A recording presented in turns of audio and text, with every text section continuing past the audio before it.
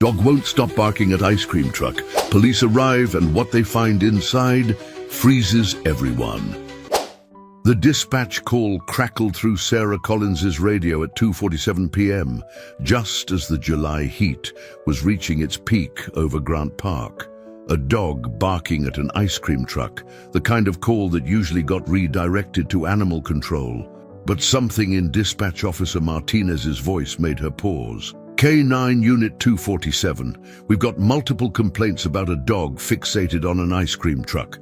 Been at it for over 3 hours now. Trucks parked on Boulevard near the splash pad. Sarah glanced at Max in her rearview mirror. The Belgian Malinois' ears were already perked up, as if he sensed this wasn't going to be a routine call. Copy that, dispatch. Unit 247 responding.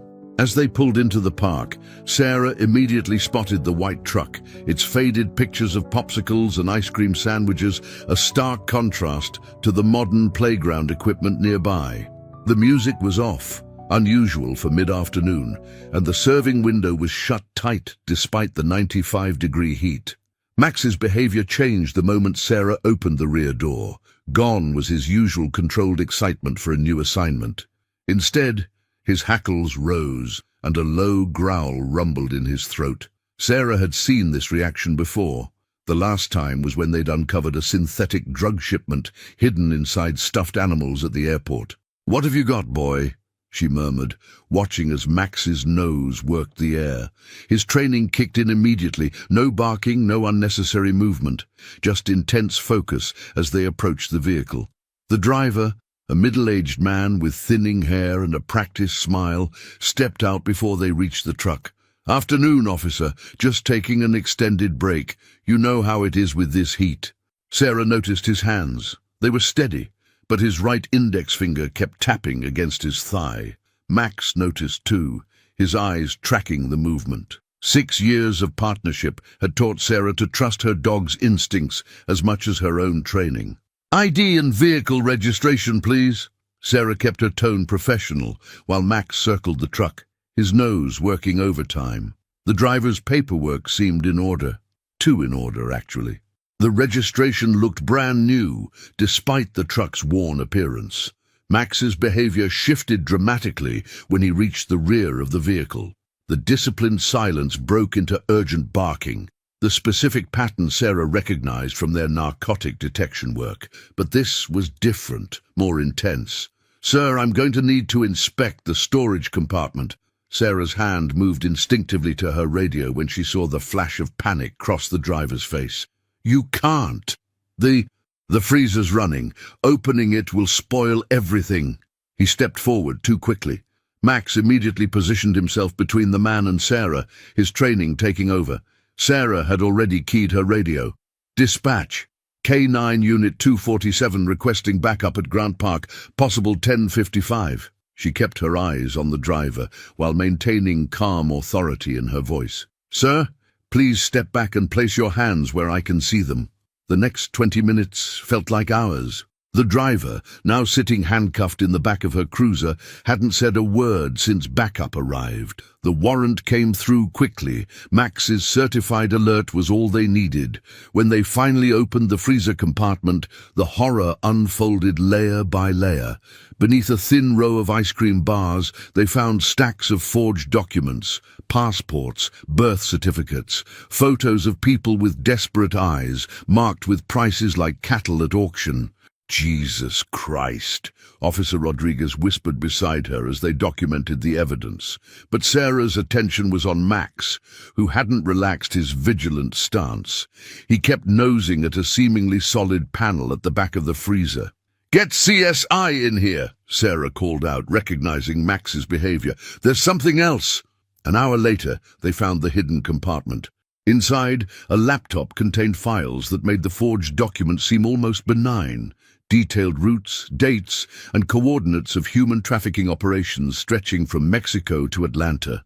As the sun set over Grant Park, casting long shadows across the crime scene tape, Sarah sat in her cruiser writing her preliminary report. Max lay in his usual spot in the back, alert, but calmer now. She reached back to scratch behind his ears. "Good boy," she whispered, her voice thick with emotion. You saved lives today. Max's soft whine was his only response, but his eyes never left the truck as more investigators arrived. Years of experience told Sarah this was just the beginning. That ice cream truck was going to lead them down a dark path, one that would test everything they'd learned together. Her phone buzzed, a text from Captain Morrison. "My office, 7 a.m. tomorrow. Bring all preliminary findings. FBI's interested." Sarah looked at the growing crowd of investigators, the stack of evidence bags being carefully catalogued, and the driver now being transferred to a federal transport vehicle. They'd just stumbled onto something big. She could feel it in her gut, and more importantly, she could see it in Max's unwavering attention to their surroundings. The last rays of sunlight glinted off the ice cream truck's chrome trim as it was towed away. Somewhere in the city, Sarah knew, people were already moving to cover their tracks, but they didn't know what she'd learned over years of working with Max. Once her partner caught a scent, he never lost it. Tomorrow would bring new challenges, but for now, Sarah had reports to file and evidence to process. She pulled out her laptop, Max's steady breathing in the back seat, providing its familiar comfort. The real work was just beginning, and they'd need every ounce of their combined experience to unravel the web they'd just discovered. As she typed her report, Sarah couldn't shake the feeling that this case would change everything. She'd seen that look in Max's eyes only a handful of times before, and each time it had led them into cases that tested their limits. But this time felt different. This time they'd stumbled onto something bigger than drug smuggling or corporate fraud. This time they were hunting monsters who hid behind ice cream trucks and children's smiles. Sarah's boots echoed against the polished floor of the Atlanta Police Department's K-9 unit headquarters as she strode toward Captain Morrison's office. It was 6:55 a.m., and Max padded silently beside her, his nails clicking softly on the tiles. The morning briefing room they passed was already buzzing with activity. News about yesterday's ice cream truck discovery had spread fast. "Close the door," Morrison said as they entered, not looking up from the stack of photos spread across his desk. Max immediately settled into his usual spot by Sarah's chair, eyes alert and focused on the captain. "FBI's taking point on this, but they want you two involved. That truck was part of a fleet of 6 vehicles, all registered to shell companies." Sarah leaned forward, studying the surveillance photos Morrison spread out. Each showed similar white trucks, but with different company names. "How long have they been operating?" "That's the thing." Morrison tapped one photo showing a truck parked outside an elementary school. "These companies pop up, operate for 3 months, then disappear. New names, new registrations, same operation. We've been chasing shadows for months without realizing it." Max's sudden growl drew their attention to the office door. Agent Thompson from Internal Affairs stood there, his usual smirk firmly in place. "Hope I'm not interrupting." He entered without waiting for an invitation, and Sarah noticed how Max's posture shifted, alert but not friendly. "What's IAB's interest in this case?"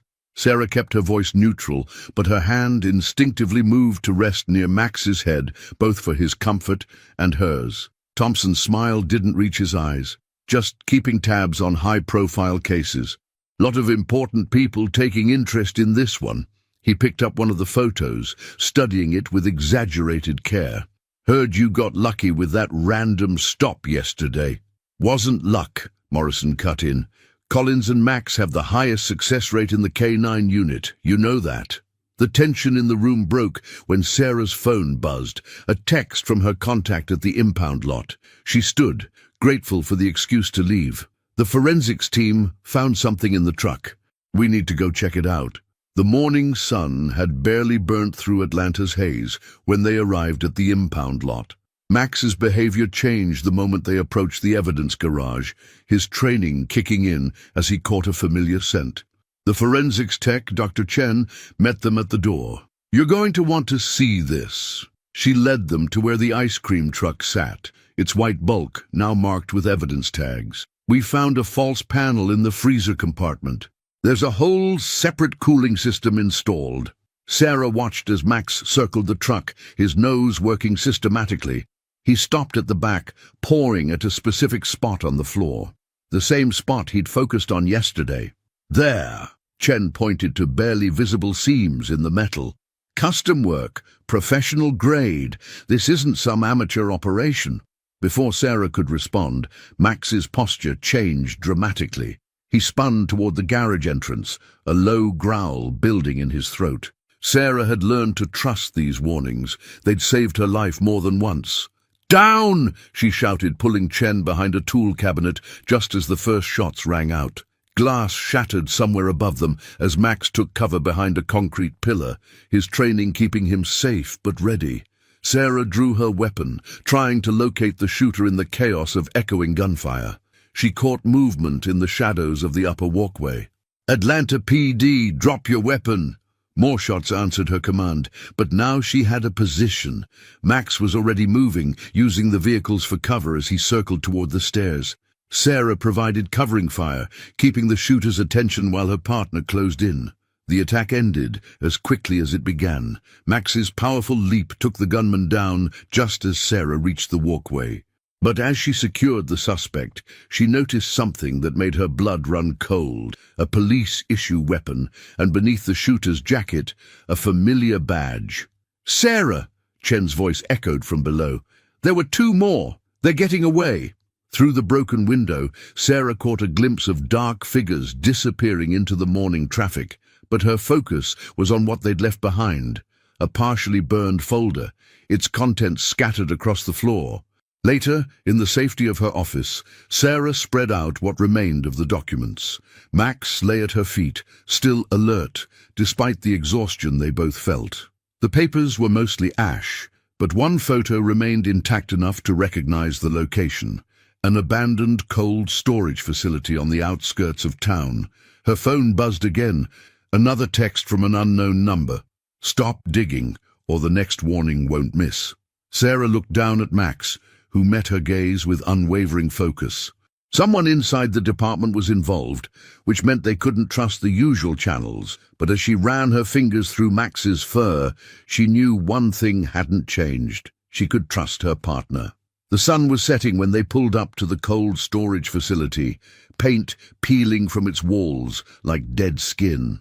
Max's posture had shifted into full working mode, and Sarah checked her vest one more time.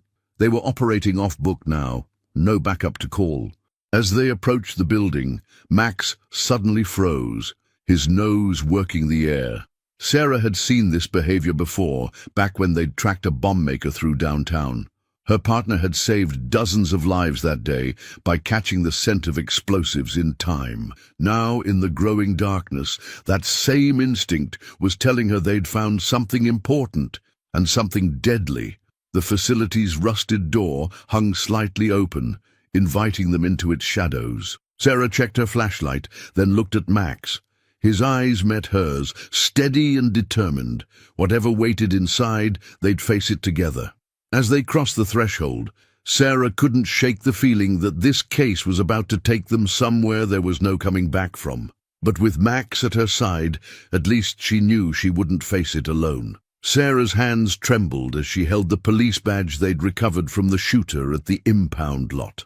The fluorescent lights of her apartment kitchen cast harsh shadows across its surface, highlighting the numbers she'd known by heart for 5 years. 7834.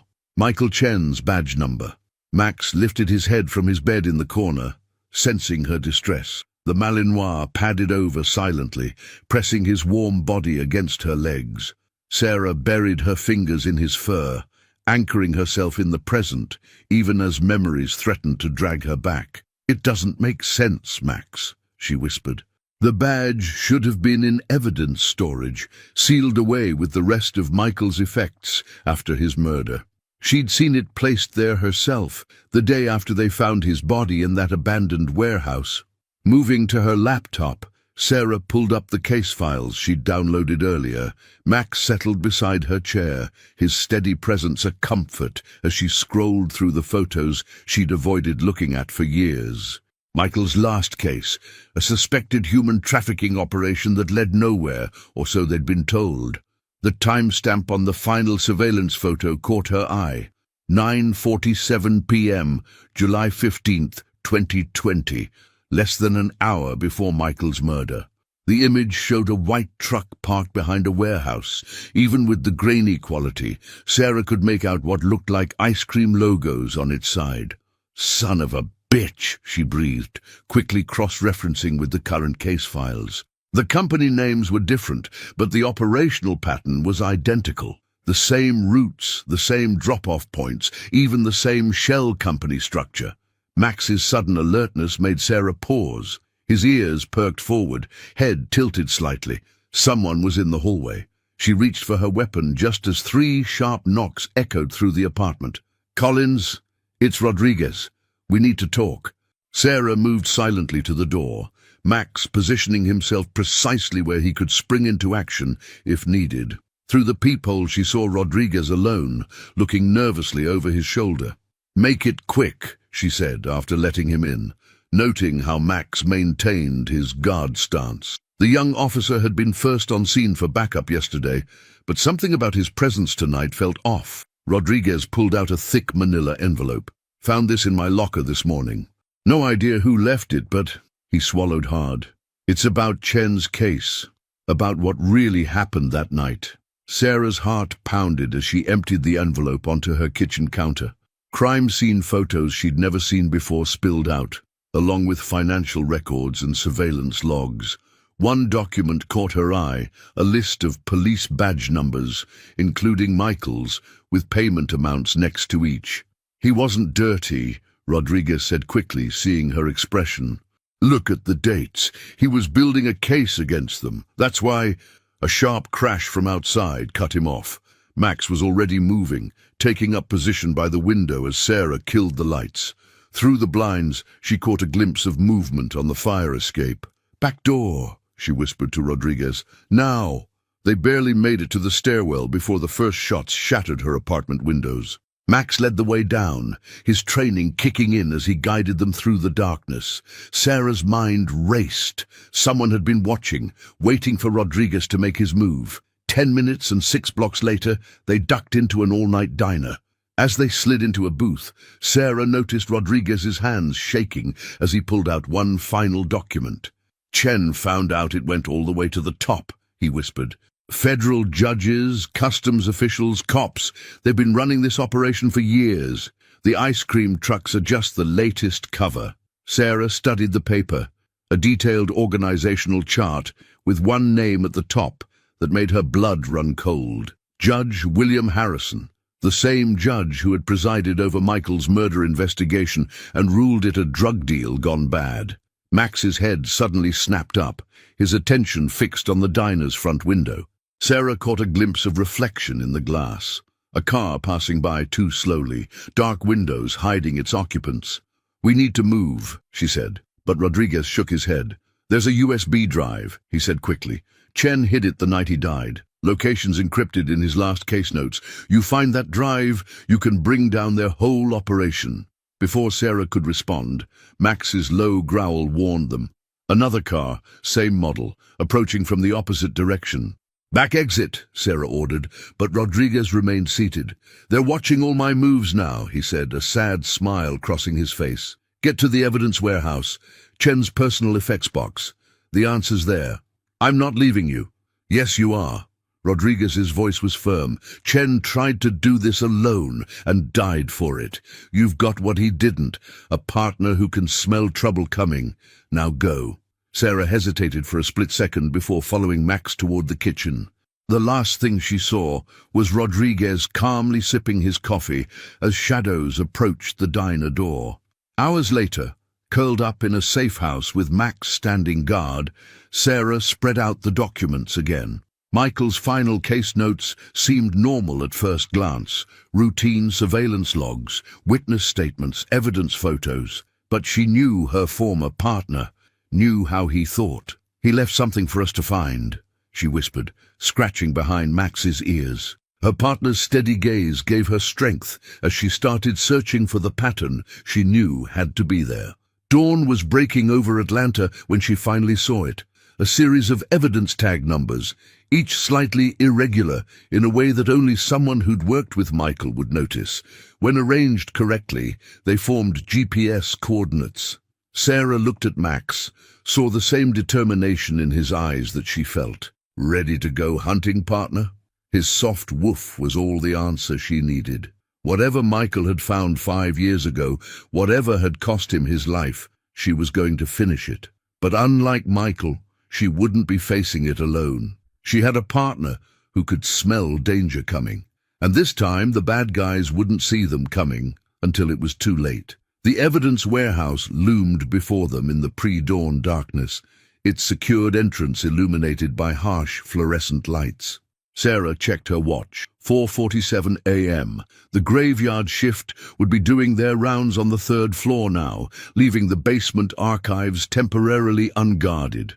Max moved silently beside her as they approached the side entrance, his body language alert, but relaxed enough to tell her no immediate threats lurked nearby. The keycard Rodriguez had slipped her worked on the first try, but Sarah's hand still hovered near her weapon as they entered. The basement archives smelled of dust and old paper, row after row of metal shelving stretching into the shadows. Sarah pulled up the inventory on her phone, cross-referencing the location of Michael's personal effects. Box 47B, she whispered to Max. Evidence from his last case. They found it on a bottom shelf in the back corner. Sarah's hands shook slightly as she lifted the sealed box, memories of that night flooding back. She'd been the one to pack these items away. Michael's badge, his notebook, the personal effects found with his body. A soft whine from Max snapped her attention back to the present. His ears were forward, head cocked toward the stairwell. Someone was coming. Sarah quickly broke the evidence seal and rifled through the contents.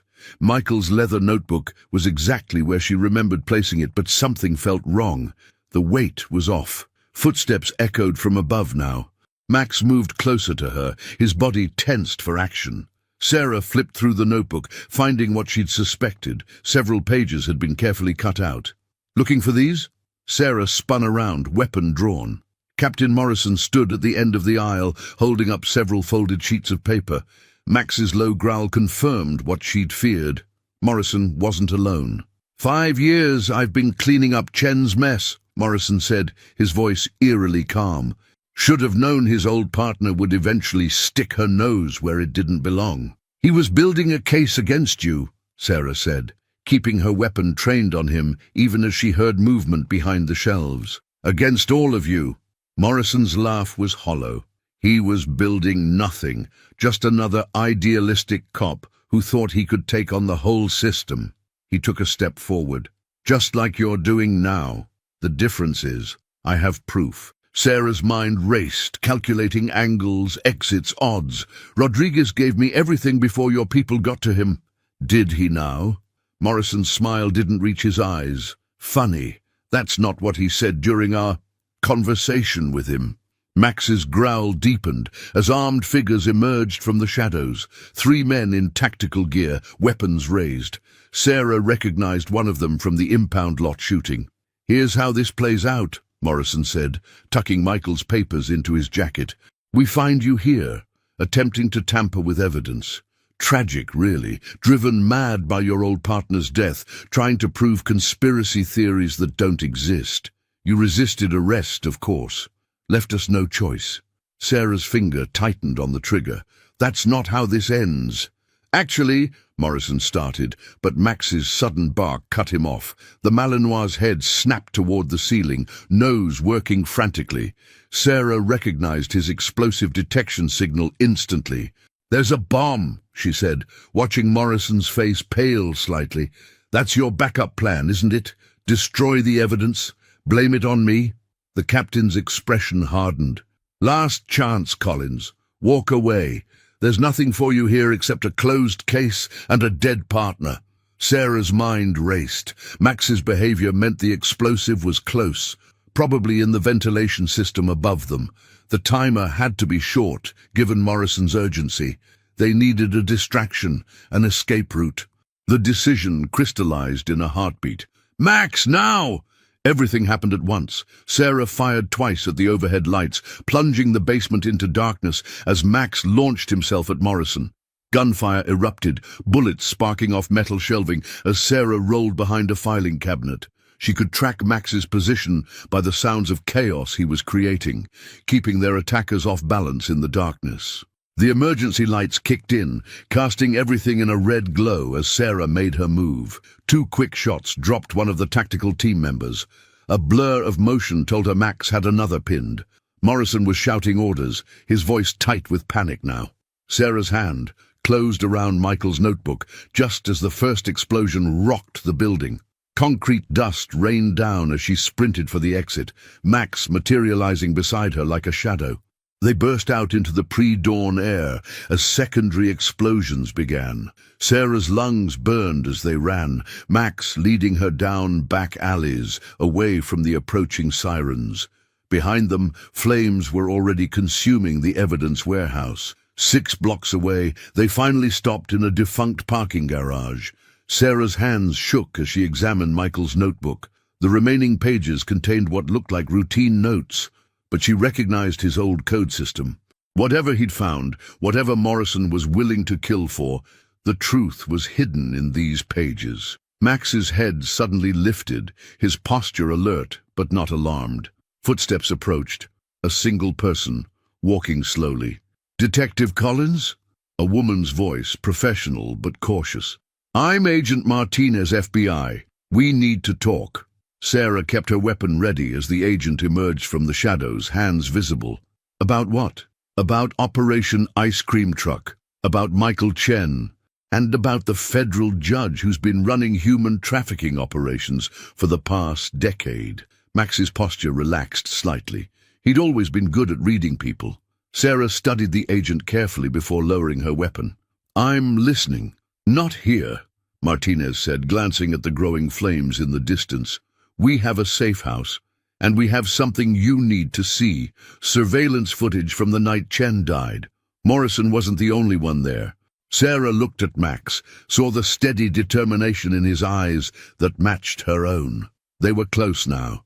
Close to the truth Michael died trying to expose. But Morrison's words echoed in her head. "You resisted arrest. Left us no choice."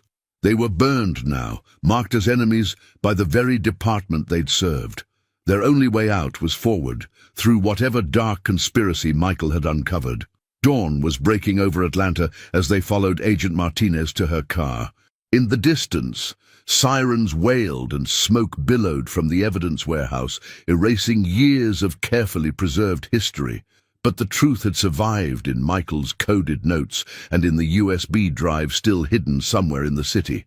Sarah scratched behind Max's ears as they drove through the awakening city. "We'll finish this, partner." For Michael, Max's soft whine was both acknowledgement and promise. Whatever came next, they'd face it together. The real question was, how high did this conspiracy go, and who could they trust to help them bring it down? The safe house waited somewhere ahead, and with it, answers that had cost her former partner his life. Sarah checked her weapon, counted her remaining ammunition, and steeled herself for what was coming. The clock was ticking, and somewhere in the city, Morrison was already moving to stop them. But this time, she had what Michael never did, a partner who could smell trouble coming, and the full resources of the FBI backing their play. The game was changing, and this time, they were ready. The FBI safe house turned out to be a converted industrial loft in downtown Atlanta. Sarah sat at a steel conference table, surrounded by surveillance photos and case files, while Max maintained his vigilant position by her side. Agent Martinez's laptop displayed grainy security footage from the night Michael died. "Watch the timestamp," Martinez said, pointing to the corner of the screen. 10:47 p.m. Chen enters the warehouse here. 2 minutes later, Sarah leaned forward as a familiar figure appeared on screen. Judge Harrison. The pieces clicked into place. He was there. The same judge who ruled Michael's death a drug deal gone bad. The same judge who's been authorizing wiretaps on our investigation, Martinez confirmed. "We've been building this case for months, but every time we get close, our targets somehow know we're coming." Max's sudden alertness drew their attention seconds before Sarah's phone buzzed. The text was from an unknown number. "Channel 6 News, now." Martinez grabbed a remote. Breaking news scrolled across the screen. Federal Judge William Harrison to hold emergency press conference regarding police corruption allegations. He's getting ahead of the story, Sarah realized. He's going to pin everything on Morrison. Sarah was already moving, checking her weapon.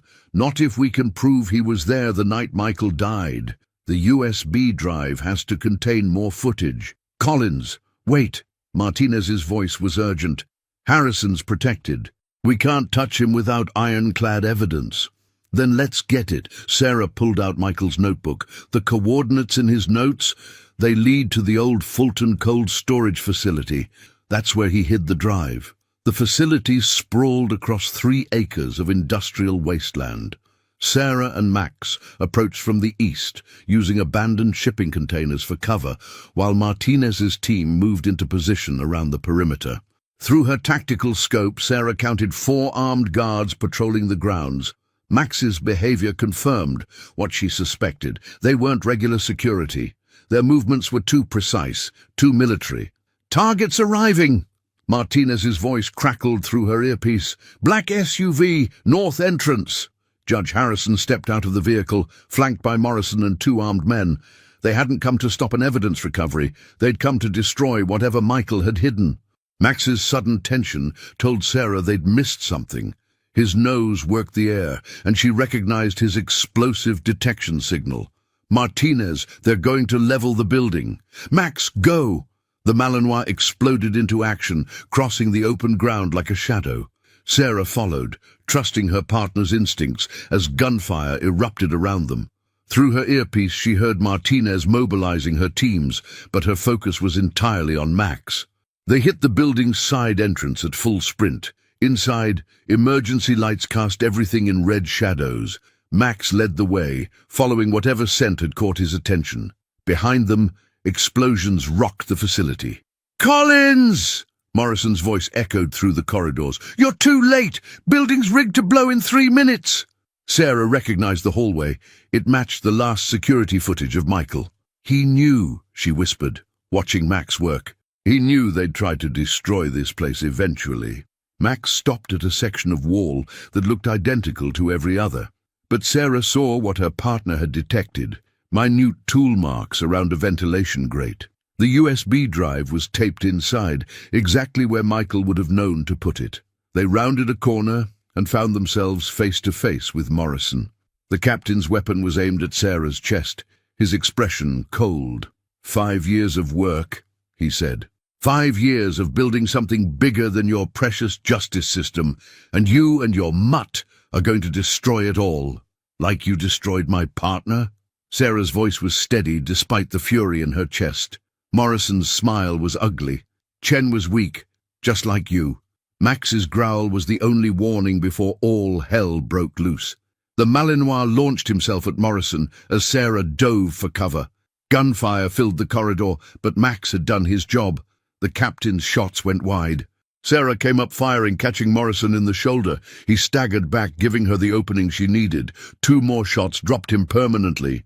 "Sarah!" Martinez's voice in her earpiece was urgent. "Whole place is going up! Get out now!" They ran through smoke-filled corridors, Max guiding them through the chaos. Behind them, secondary explosions were bringing the building down. They burst out into the night air, just as the final charges detonated. Agent Martinez found them by the command vehicle. Harrison's in custody. Building security system caught him planting the explosives himself. Combined with what's on that drive, he'll never see daylight again, Sarah finished, watching tactical teams securing the scene. She knelt beside Max, pressing her forehead to his. "Good boy," she whispered. "We did it." But Max's posture said the night wasn't over. His attention was fixed on the tree line beyond the perimeter, where shadows moved against shadows. The judge might be in custody, but his organization was still out there, regrouping for one final play. "Ready for one more round, partner?" Max's soft woof was all the answer she needed. The night wasn't over, but for the first time since Michael's death, Sarah knew how it would end. Dawn was breaking over Atlanta when the final operation began. Sarah watched from their observation post as unmarked FBI vehicles took position around the Sweetwater Industrial Park. Max lay beside her, his breathing steady. eyes fixed on the warehouse below. The USB drive had contained more than just footage of Michael's murder. It held 5 years of meticulous documentation, shell companies, traffic routes, payoff records. But most importantly, it contained the location of every safe house and processing center in the organization's network.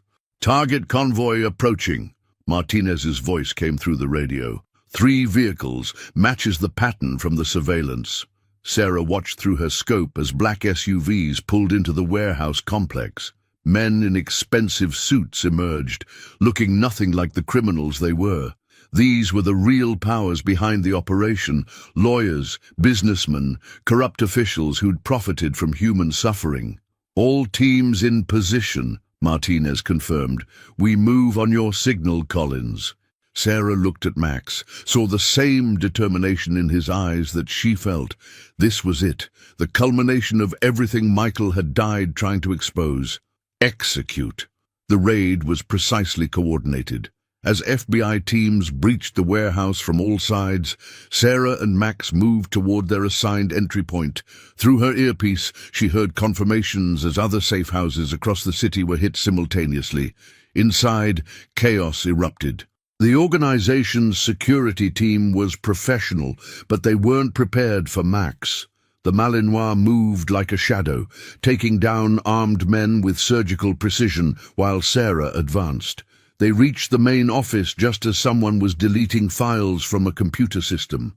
Sarah recognized him from the evidence photos. Thomas Wright, the organization's financial architect. "Step away from the computer," Sarah ordered, weapon trained on his chest. Wright's hand moved toward a drawer, but Max's growl made him reconsider. "You have no idea what you're destroying," Wright spat. "We provided a service, filled a need." "You trafficked human beings," Sarah cut him off, "used children as commodities, and murdered a good cop to keep it going." The building was secured within minutes. As Sarah led Wright out in handcuffs, she saw other faces she recognized from Michael's files. Corrupt port authorities, immigration officials, even a state senator. The organization's entire leadership caught in one sweep. Martinez met them outside. "Harrison's singing like a bird," she reported, "trying to cut a deal, but with the evidence from that drive." "No deals," Sarah said firmly. "Not for any of them." Later that evening, Sarah sat in her apartment, watching news coverage of the arrests. 37 members of the organization in custody, 19 trafficking victims rescued, 6 corrupt officials exposed. Michael's death had finally led to justice. Max's head lifted from his bed as someone knocked. Sarah checked the peephole, then opened the door for Rodriguez. He looked rough, arm in a sling, face bruised, but alive. "Witness protection's putting me somewhere warm," he said with a small smile. "Wanted to say goodbye, and thanks." Sarah nodded. "You helped us finish what Michael started." "He'd be proud," Rodriguez said, then looked at Max. "Both of you." After Rodriguez left, Sarah drove to the cemetery. Max walked beside her through rows of headstones until they reached Michael's grave. She placed his badge, the real one, recovered from evidence, on the marble. "We got them, partner," she whispered. "All of them." The setting sun painted Atlanta's skyline in shades of gold and purple. Sarah's phone buzzed. A message from Martinez about debriefings, paperwork, the mundane aftermath of justice served. Tomorrow would bring new cases, new challenges, but tonight was for reflection. Sarah watched Max patrol the cemetery perimeter, ever vigilant, ever faithful. In the end, that's what had made the difference. Not just skill or determination, but partnership, trust. Michael had died trying to expose the truth alone. Sarah had succeeded because she had Max, a partner who could smell danger coming, who never wavered, who understood that sometimes justice required more than just following rules. The case of the ice cream truck was closed. Judge Harrison and his organization would never hurt anyone again. But as Sarah and Max walked back to their car, she knew their work wasn't finished. There would always be more criminals to catch, more victims to protect, more justice to serve. "Ready to go home, boy?" Max's soft woof carried all the answer she needed. Tomorrow would bring new challenges, but they would face them the same way they'd faced this one, together, partners, the way it was always meant to be. As they drove through the darkening city, Sarah saw an ice cream truck parked near a playground. Children laughed as they chose their treats. Parents watched from nearby benches, everything exactly as it should be. Normal, safe. Max watched it too, but his posture was relaxed now. No alerts, no tension, just another evening in Atlanta, made safer by a dedicated cop and her extraordinary partner. Sarah smiled, scratching behind Max's ears as they headed home. Some people thought K9 officers were just dogs, trained to follow commands, but she knew better. Max was more than a partner. He was a hero who had helped bring down an empire of corruption and crime. The sun set behind them as they drove, another day of justice served, and somewhere, Sarah liked to think, Michael was smiling too.